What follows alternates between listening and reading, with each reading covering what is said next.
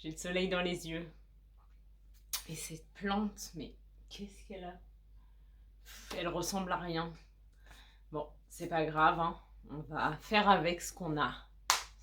Bonjour à tous, bienvenue dans une nouvelle vidéo. J'espère que vous allez bien.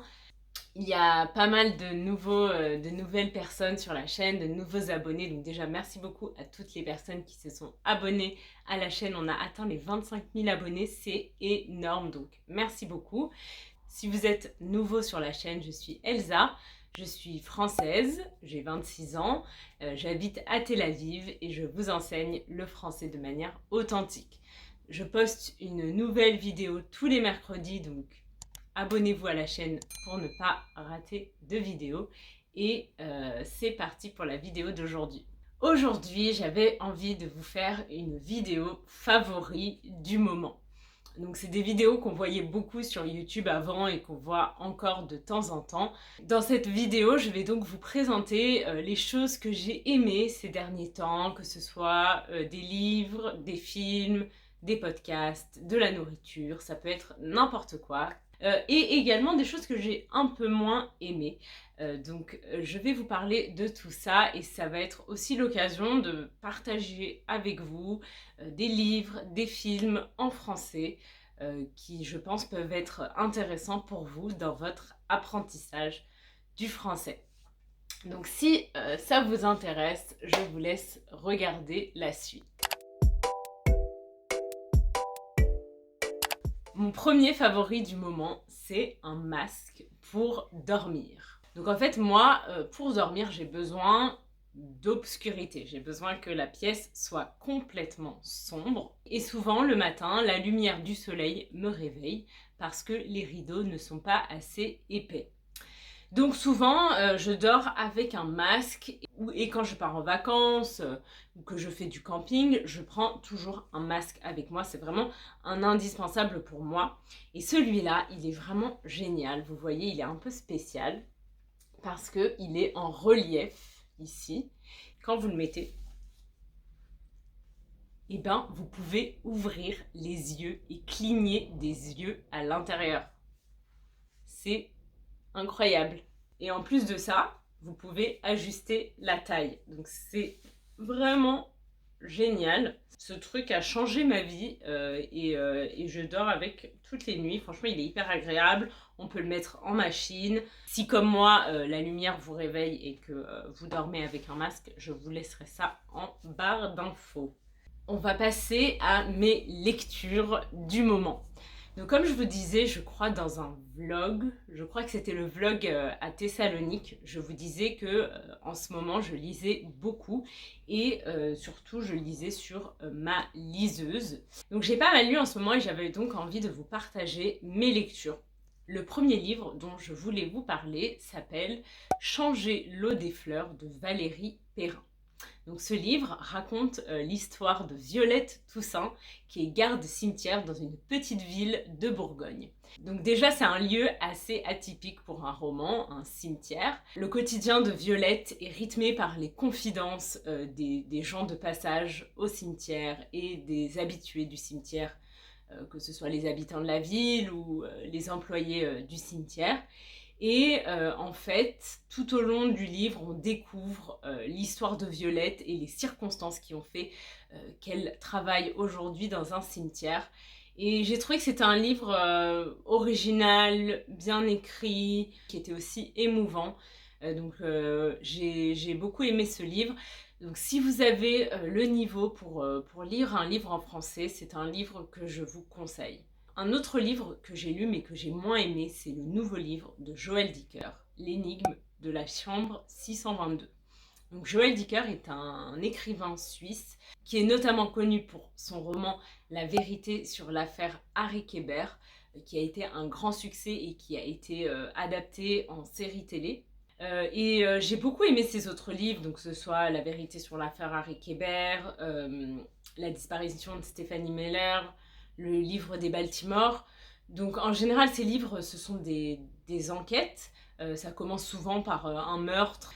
Donc là, c'est également le cas, c'est une enquête qui commence par un meurtre. Ce qui est assez original en fait, c'est que jusqu'à environ la moitié du livre, on ne sait pas qui est mort. C'est-à-dire qu'on connaît tous les personnages, mais on ne sait pas lequel des personnages est mort. Donc ça, c'était assez intéressant dans la construction de l'histoire. Mais je sais pas, il y a quelque chose qui ne m'a pas plu dans l'histoire. J'ai trouvé que l'histoire n'était pas vraisemblable. Je n'y ai pas cru, j'ai trouvé que l'histoire était trop tirée par les cheveux. Donc ça, c'est une expression qui veut dire que c'était improbable, que ce n'était pas vraisemblable, c'était tiré par les cheveux. Pour moi, le plus important dans un roman, finalement, c'est de croire en l'histoire et de penser que ça pourrait vraiment se passer, que les personnages soient vraisemblables.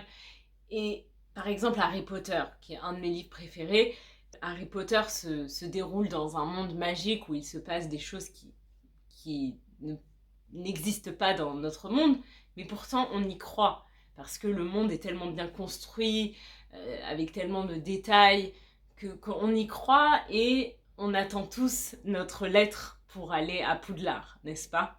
J'ai pas trop accroché avec ce livre. Un troisième livre dont je voulais vous parler et que je suis en train de lire en ce moment, c'est Les Antisèches du bonheur de Jonathan Lehman. Jonathan Lehman se présente comme un étudiant du bonheur. Donc il teste et partage des méthodes pour être plus heureux. Et en fait, Jonathan Lehman a écrit un livre qui s'appelle Les Antisèches du bonheur, dans lequel il partage donc ses grandes habitudes pour être plus heureux dans la vie, et notamment la méditation et la pratique de la gratitude, c'est-à-dire exprimer pourquoi on est reconnaissant chaque jour. Donc c'est un livre qui est très intéressant et qui est écrit avec des mots simples, et c'est ce que j'apprécie parce que j'ai déjà lu des livres de développement personnel, notamment le livre d'Eckhart Tolle, Le pouvoir du moment présent, et j'avoue que je n'ai pas réussi à le finir parce que j'ai trouvé ça un peu compliqué. Donc peut-être qu'il faudrait que je réessaye de le lire, mais voilà, ce que j'aime bien avec Jonathan Lehman, c'est qu'il explique simplement avec des termes simples et accessibles à tous. J'essaye de mettre en place petit à petit ces habitudes du bonheur. Peut-être que je pourrais vous faire une vidéo dans un mois où je partage avec vous les premiers résultats que je peux observer. Donc si ça vous intéresse, n'hésitez pas à me le dire dans les commentaires. Toujours donc en lien avec les antisèches du bonheur, Jonathan Lehman, et dans mes favoris du moment, c'est l'application Seven Mind en collaboration avec les antisèches du bonheur. C'est une application de méditation guidée créée par Jonathan Lehman, et il y a un programme d'initiation à la méditation gratuit de 7 jours que je suis en train de faire. Si vous avez déjà un niveau assez avancé en français, et que vous méditez en anglais ou dans votre langue maternelle, vous pouvez aussi essayer d'utiliser des méditations guidées en français. Je pense que ça peut être assez intéressant pour apprendre du nouveau vocabulaire et méditer en même temps. Un autre favori du moment, c'est une youtubeuse que j'aime bien suivre en ce moment, c'est Devi de la chaîne Des Vibrations. Devi est française, elle a 22 ans il me semble, et elle habite à Bali avec son copain et son chien, qui est la chose la plus adorable que j'ai jamais vue. C'est un chiot teckel. Je suis en adoration devant lui, il est tellement mignon. Elle partage sa vie, elle partage sur le sujet du sport, de l'alimentation, du bien-être. Elle partage ses recettes également. Donc j'aime bien suivre sa vie et peut-être que ça vous intéressera également, donc je voulais vous en parler. Un autre favori, c'est un film que j'ai vu sur Netflix, un film français qui m'a été conseillé par une élève. Donc Amy, si tu passes par là, je t'embrasse. Ce film s'appelle Les goûts et les couleurs. Donc c'est un film qui raconte l'histoire de Simone, une Parisienne, lesbienne, juive, en couple avec Claire, qui n'arrive pas à vivre ouvertement auprès de sa famille qui est juive traditionnaliste, on va dire. Et les choses se compliquent un peu lorsqu'elle tombe amoureuse d'un chef sénégalais, Wally. Ce film parle de mariage mixte, de tolérance. Et j'étais assez surprise par l'intrigue et le scénario. Donc voilà, je voulais vous en parler parce que je pense que ça peut vous intéresser parce que vous pouvez le trouver sur Netflix avec des sous-titres en anglais, en français, même en hébreu. Donc allez voir. Mon dernier favori du moment, c'est l'espagnol. Je voulais vous annoncer que j'ai officiellement repris les cours d'espagnol. Dans ma vidéo sur mon histoire avec les langues, je vous disais que j'ai appris l'espagnol pendant de nombreuses années à l'école, mais que j'ai tout oublié parce que ensuite j'ai appris l'hébreu et tout s'est un peu mélangé dans ma tête. Je sens que tout est en moi et que ça va revenir rapidement. Et ouais, je suis contente. Franchement, en fait, ça fait quand même pas mal de temps que j'ai pas appris de langue, puisque en fait, l'hébreu, je l'ai appris il y a quand même 4 ans. Aujourd'hui, je ne suis plus dans un processus d'apprentissage de l'hébreu. Je considère que je parle hébreu couramment. Donc, on va dire que je n'apprends pas activement une langue. Et je pense qu'en tant que professeur de langue, c'est très important d'être toujours dans un processus d'apprentissage d'une langue pour pouvoir se mettre à la place de mes élèves, pour pouvoir tester des méthodes et pour pouvoir vous donner des conseils qui marchent. Donc j'ai décidé de me remettre à l'espagnol. Pour le moment, ce que je fais, c'est que je regarde des vidéos sur YouTube. J'ai notamment trouvé une youtubeuse qui parle espagnol, une espagnole. Franchement, je comprends plutôt bien, même très bien, je comprends presque tout ce qu'elle dit, mais alors pour parler c'est complètement autre chose. Et c'est pour ça que j'ai décidé de prendre des cours de conversation parce que finalement la conversation c'est le plus important.